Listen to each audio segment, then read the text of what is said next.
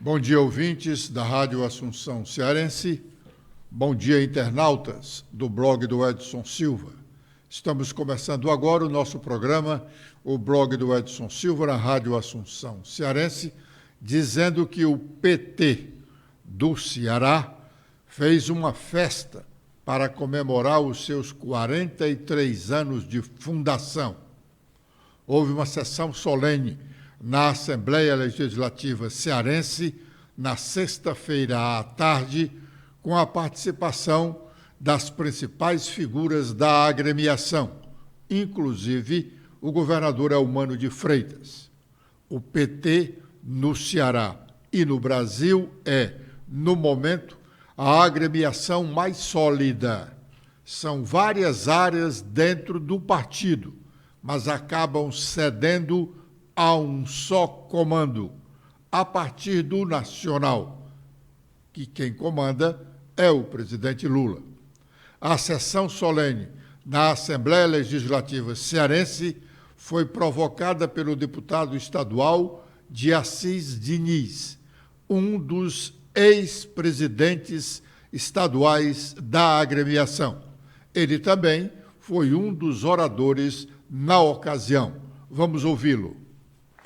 E nós, nessa casa, precisamos dizer e debater com toda clareza sobre a liderança do nosso líder, Romeu Aldigueri, de que nós não vamos abrir mão do debate, mas não vamos permitir que a mentira e a fake news chegue galopando numa verdade mentirosa por tais vendedores de ilusões. Aqui nós vamos fazer o debate, vamos permitir que as coisas aconteçam, mas vamos fazer contraponto colocando os fatos e as versões.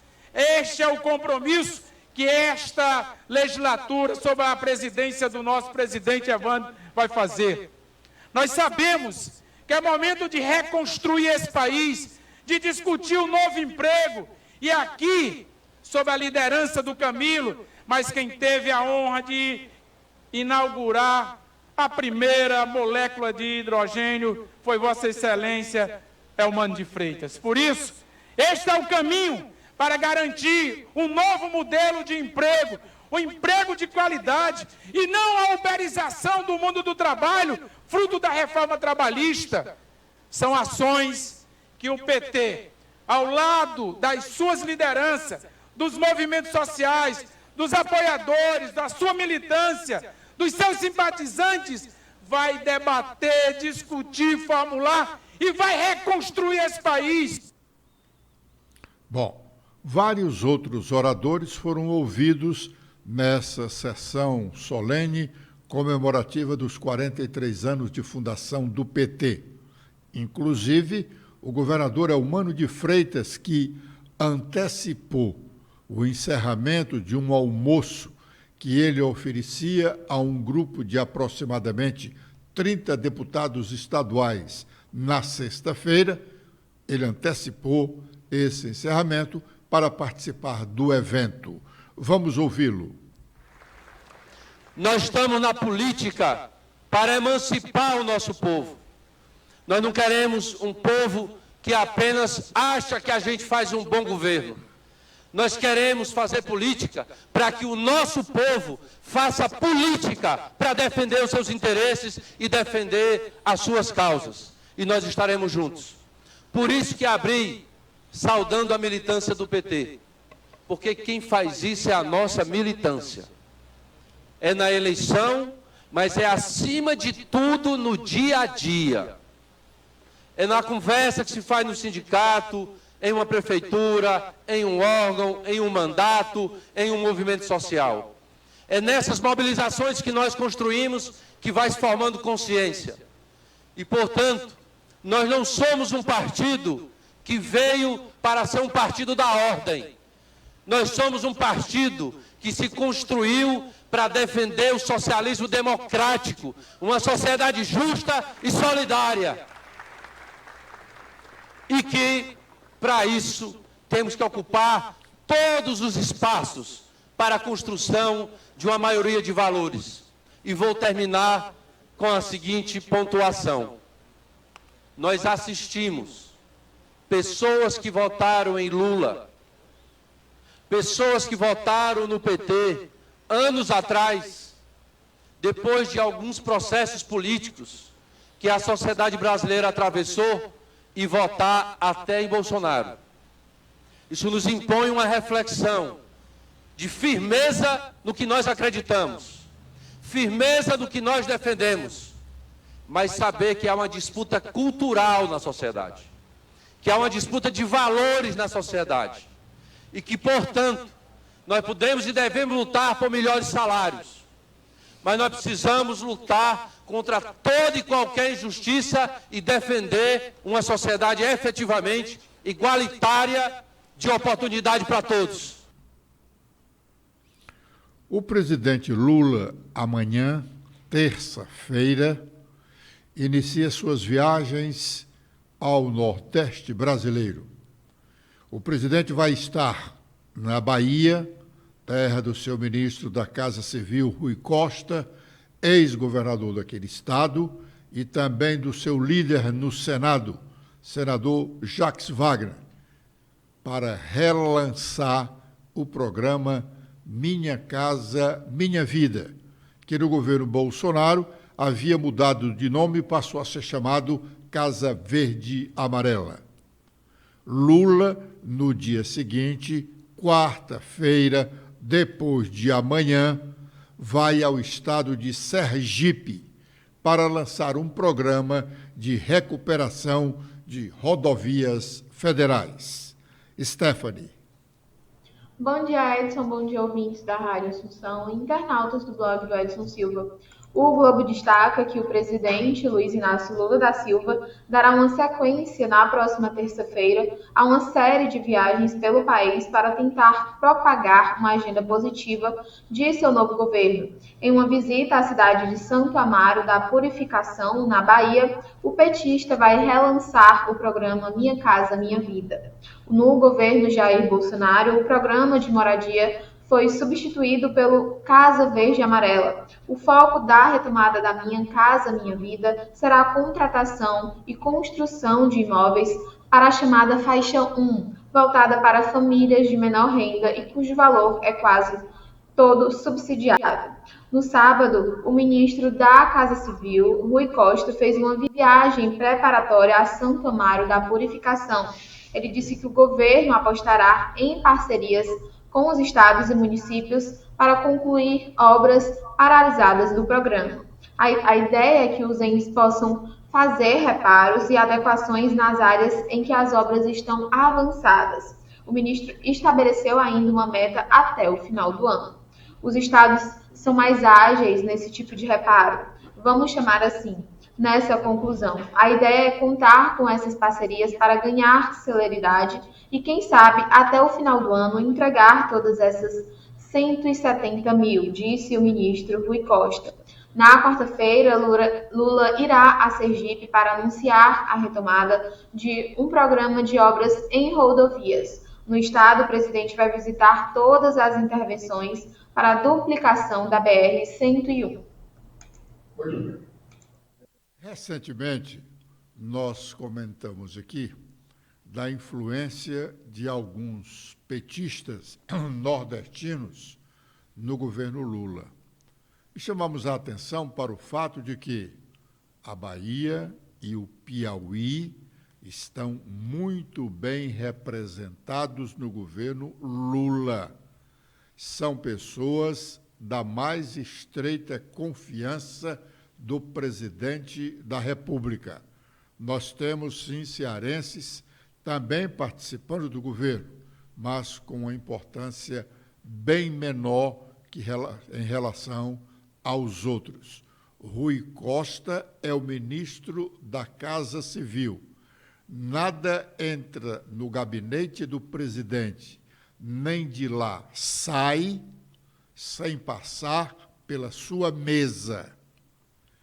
Wellington Dias, ex-governador do Piauí, foi o nome que Lula alçou antes mesmo de assumir a presidência da República para tratar de questões, para ele, presidente, muito caras à administração. Os cearenses precisamos acordar e trabalharmos para não ficarmos tão distantes dos dois outros estados. A Bahia já está à nossa frente e o Piauí, agora com esse projeto de energia eólica, onde está lá uma fonte, a maior fonte de produção de energia eólica da América Latina, pode crescer muito mais do que os cearenses admitimos. Ainda sobre o presidente Lula, ele parece ter gostado do resultado da sua conversa com o presidente dos Estados Unidos na última sexta-feira, segundo demonstrado na entrevista coletiva que concedeu logo após deixar o Salão Oval da Casa Branca, o centro das decisões do governo norte-americano. Vamos ouvir o que disse o presidente Lula. É com muita alegria que eu regresso ao Brasil depois de ter uma conversa longa com o presidente Biden sobre vários problemas de interesse dos Estados Unidos e do Brasil, tanto no campo da igualdade social, na igualdade racial, quanto no campo da democracia, o campo da energia limpa, a questão climática, sobretudo, e do fortalecimento da democracia. Eu penso que todo mundo sabe da importância de uma boa relação entre Brasil e Estados Unidos. Seja a relação do ponto de vista econômico, comercial, seja a relação do ponto de vista político, seja a relação do ponto de vista cultural, é muito importante que nós estejamos juntos. E eu tenho certeza que os Estados Unidos, através do presidente Biden, está muito convencido da necessidade de ajudar com que o mundo possa ser cuidado com um pouco mais de carinho, sobretudo para os países que têm muitas reservas florestais ainda, como os países da América do Sul, o Brasil, o Congo e outros países africanos. E eu acho que é importante ter em conta que nós precisamos transformar a riqueza da nossa biodiversidade em algo que possa ser proveitoso para o povo brasileiro que mora na Amazônia. Eu senti muita vontade do presidente Biden em participar da construção de um fundo, com todos os países desenvolvidos do mundo, para que a gente possa tentar cuidar melhor do nosso planeta. O jornal O Globo, do Rio de Janeiro, em sua edição de hoje, publica uma reportagem sobre obras federais inacabadas nos vários estados brasileiros. É sempre assim, quando começa um governo, sendo este de oposição, a primeira ação do governante é falar sobre obras paralisadas da gestão anterior. Bolsonaro fez o mesmo. Desta vez, o jornal está mostrando que no Brasil temos obras paradas que foram iniciadas ainda no primeiro governo presidencial de Lula. Isto no início dos anos 2000. Letícia. Bom dia, Edson. Bom dia a todos que acompanham o nosso programa desta segunda-feira, ouvintes da Rádio Assunção Cearense e internautas do blog do Edson Silva. Bom, de acordo com o Globo, com a artilharia centrada na gestão Bolsonaro desde que recebeu do Tribunal de Contas da União a lista com mais de 8.000 obras paralisadas no país, o governo Lula precisará lidar com um cenário incômodo. Desses projetos atualmente parados ou inacabados, 223 foram iniciados ainda nos 2 primeiros mandatos de Luiz Inácio Lula da Silva entre 2003 e 2010, segundo o levantamento deste jornal. Outras 1.100 obras remetem aos governos da também petista Dilma Rousseff. Disposto a reaquecer a economia com a retomada das obras, uma oportunidade para a geração de empregos, investimentos públicos de forma rápida, sem depender de novos projetos, Lula pode acabar entregando essas obras iniciadas por ele próprio há mais de 13 anos. E não se tratam de empreendimentos complexos com hidrelétricas ou ferrovias, cujos prazos de execução podem superar uma década. Em janeiro de 2010, por exemplo, o governo do Rio Grande do Norte e o Executivo Federal assinaram um convênio de 74 milhões de reais para a construção de uma adutora de água tratada em Mossoró. Segundo a auditoria do Tribunal de Contas da União, à época contratada, a previsão inicial do término da obra era de 18 meses. Porém, mais de uma década depois, a adutora ainda não foi concluída. De acordo com o governo estadual, a obra esteve paralisada para adequação e agora está novamente em processo de licitação. A divulgação da empresa vencedora deverá ocorrer em 14 de março, após ajustes do projeto. A previsão de conclusão agora é para o segundo semestre do ano que vem, 2024. Para o levantamento, o Globo considerou apenas as obras que estiveram a causa de paralisação identificada pelo Tribunal de Contas da União, cerca de 6.000, incluindo obras de Bolsonaro. Uma associação do número de obras paralisadas ou inacabadas com os mandatos que foram lançados foi feita a partir de um cruzamento entre a planilha de obras paralisadas do TCU e a data de publicação dos convênios com o governo federal, disponível no portal da Transparência. Ao todo, essas obras representam um investimento de 5,9 bilhões de reais. Bom, como é que o presidente Lula vai falar em obras inacabadas se tem ainda obras dos 2 primeiros mandatos presidenciais dele, iniciado em 2003, e obras do governo da ex-presidente Dilma Rousseff, uma aliada dele? Aqui no Nordeste, por exemplo, nós temos uma obra que há décadas se fala da importância dela e continua engatinhando. A Ferrovia Norte-Sul. E atentem, no governo Dilma Rousseff, essa rodovia é uma parceria público-privada do governo federal com a empresa privada. No governo Dilma Rousseff, o presidente desse consórcio, num determinado momento do governo Dilma, foi nada mais, nada menos do que o cearense Ciro Ferreira Gomes. A obra continua inacabada, é importantíssima. Hoje o consórcio foi desmembrado.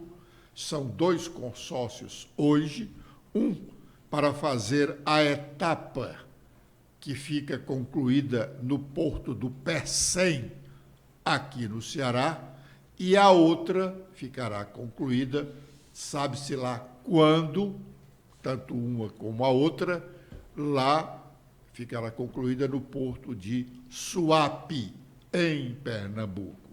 É o Brasil. O ex-presidente Jair Bolsonaro voltou a falar sobre o seu retorno brevemente ao Brasil, tema que tem motivado várias especulações. Bolsonaro foi para a Flórida no fim do mês de dezembro passado para não passar a faixa presidencial para o presidente Lula. Terminou o prazo de seu visto nos Estados Unidos como uma autoridade brasileira.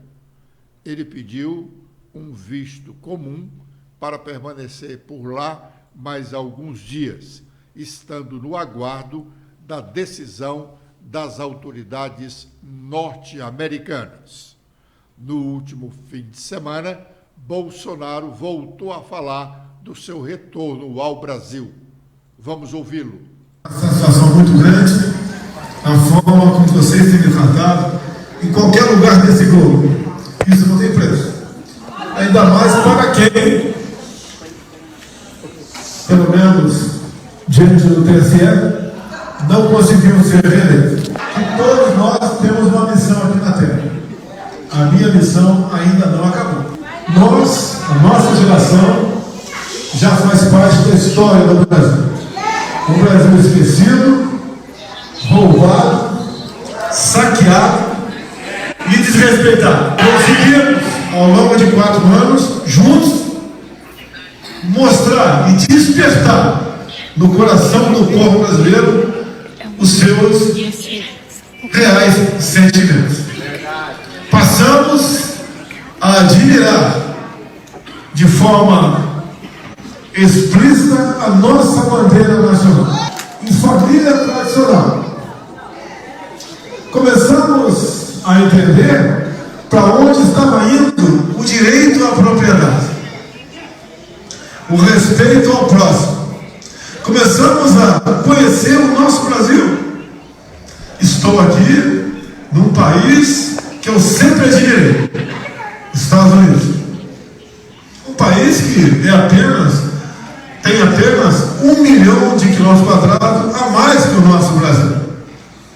Mas se fizermos a comparação do Brasil com qualquer outro país do mundo, até com o maior deles, a Rússia, que tem o dobro da nossa área, ninguém tem o que nós temos. Por melhor que esteja em qualquer outro lugar do mundo, não existe algo melhor do que a nossa terra. As saudades batem no peito de todo mundo aqui. Não tem aqui quem não tem um irmão, um tio, um filho, um amigo lá no Brasil.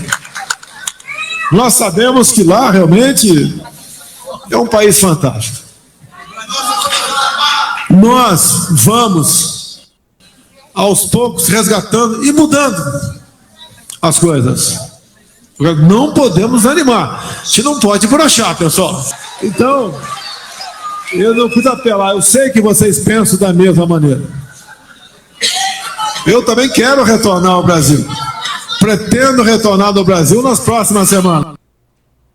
Bom, o ex-presidente disse textualmente: a nossa missão ainda não acabou. Será que Jair Messias Bolsonaro pensa que é o Messias que a humanidade esperava que viesse antes do surgimento, do nascimento do Senhor Jesus Cristo? Talvez ele não seja realmente esse Messias. Agora é o momento de sabermos quais as nossas manchetes. As manchetes do blog do Edson Silva. Letícia. Bom, com as atualizações de hoje, temos que os 130 anos do Tribunal de Contas da União será comemorado com sessão solene no Congresso Nacional na próxima quarta-feira. A Corte de Contas é um órgão colegiado formado por 9 ministérios. 6 deles são indicados pelo Congresso, 1 pelo Presidente da República, com aprovação no Senado, e 2 serão escolhidos entre auditores e membros do Ministério Público que funciona junto ao TCU. Temos também que 3 propostas são aprovadas pela mesa diretora da Assembleia Legislativa aqui do Ceará. Um dos projetos é de autoria do Poder Executivo, que institui o programa Ceará Sem Fome, criando uma rede de unidades sociais produtoras de refeições no combate à fome aqui no Estado.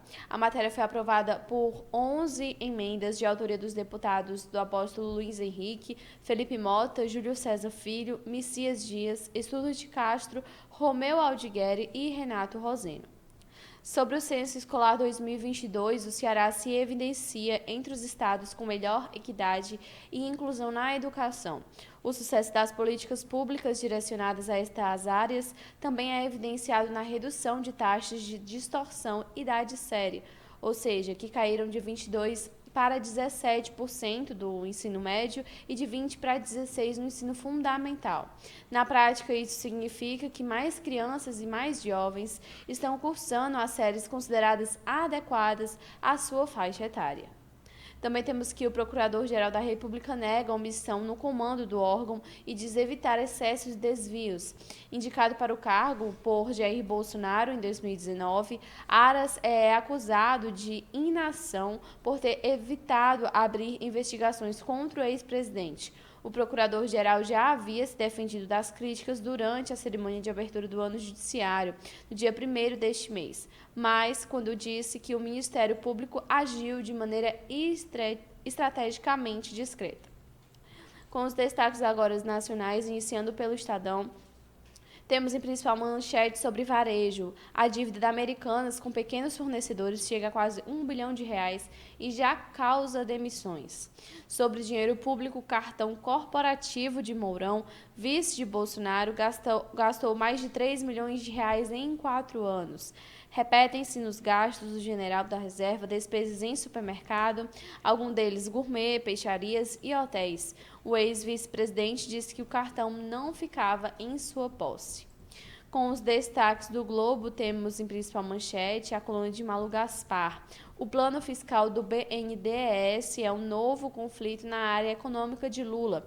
A iniciativa de Mercadante de propor um novo arcabouço fiscal a Lula é vista como intromissão nas atribuições da Fazenda. Também temos sobre a irritação de ex-membros do governo Bolsonaro com o comandante do Exército. E com as últimas agora da Folha de São Paulo, temos o histórico de votações no Congresso que sugere a base de Lula ainda mais frágil. Uma análise mostra que mesmo partidos de esquerda nem sempre estiveram alinhados ao PT no plenário da Câmara dos Deputados. E também temos sobre o governo Tarcísio de Freitas, em São Paulo, xerife de consumidor escolhido pelo governador, segue a escola russomano. Muito bem. Amanhã, terça-feira, a mesa diretora da Assembleia deve concluir o exame em representando ou em substituindo as comissões técnicas da Assembleia que ainda não foram criadas.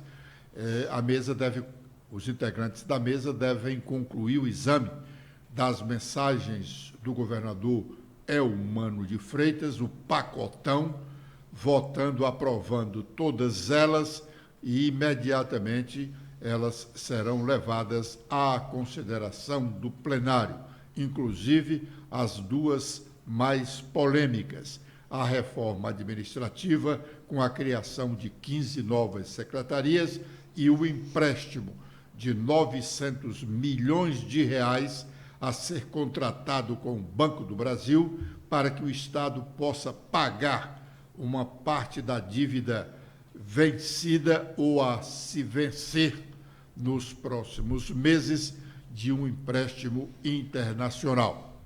Caminhando para o final do nosso programa, nós pedimos a audiência honrosa de todos os ouvintes da Rádio Assunção Cearense e internautas do blog do Edson Silva, também para o nosso programa daqui a pouco na TV Otimista, às 12h40, também transmitido pelas redes sociais do nosso blog, do blog do Edson Silva.